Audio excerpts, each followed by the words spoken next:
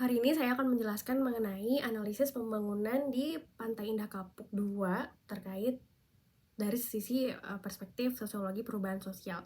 Jadi, jika kita melihat dari sisi perubahan sosial, tentunya dapat dilihat dari beberapa aspek, baik dampak positif maupun negatifnya terhadap masyarakat dan lingkungan sekitar. Nah, ada beberapa poin yang perlu kita perhatikan. Untuk dampak positifnya, yang pertama adalah pastinya ada perubahan, yaitu peningkatan infrastruktur, di mana Pantai Indah Kapuk dibangun dengan infrastruktur yang modern dan mengikuti kebutuhan masyarakat, target marketnya gitu, termasuk jalan, jembatan, sistem listrik, sistem pengairan, segala macamnya. Hal ini tentunya dapat meningkatkan mobilitas dan mengurangi kemacetan di wilayah sekitar.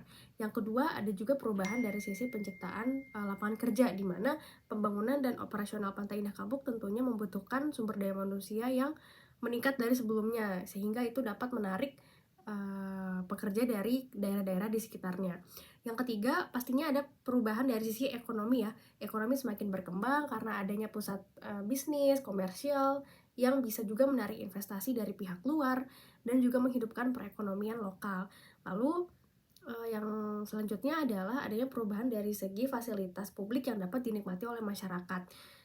Karena di Pantai Indah Kapuk ini disediakan banyak sekali ruangan-ruangan terbuka seperti taman, pusat gym, atau pusat rekreasi yang tentunya terbuka untuk seluruh masyarakat dan dapat diakses oleh siapa saja, sehingga terdapat perubahan dari sisi tersebut.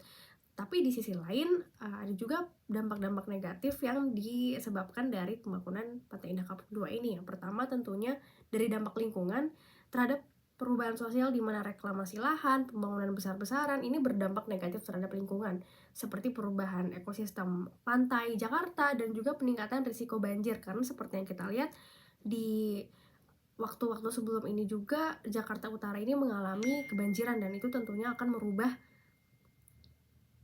masyarakat seperti itu. Lalu yang kedua, adanya pemindahan penduduk, karena pembangunan Pantai Indah Kapuk ini memerlukan relokasi beberapa komunitas, beberapa perumahan yang sebelumnya berada di daerah tersebut.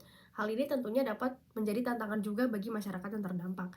Lalu yang ketiga, adanya perubahan ekonomi berupa ketimpangan sosial, karena proyek Pantai Indah Kapuk II ini memiliki target segmentasi masyarakat menengah ke atas yang sangat terlihat gitu ya. Jadi semakin memperlebar jurang antara yang kaya dan yang kurang kaya, sehingga menciptakan ketimpangan sosial yang mencolok.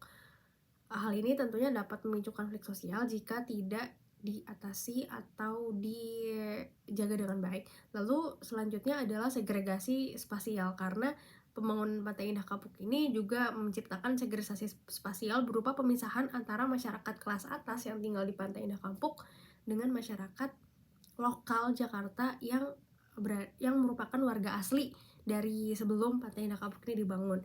Lalu selanjutnya ada juga pergeseran perubahan sosial budaya, karena perubahan lingkungan sosial akibat pembangunan Pantai Indah Kapuk ini dapat mengganggu keseimbangan masyarakat lokal dan menciptakan segregasi budaya seperti itu.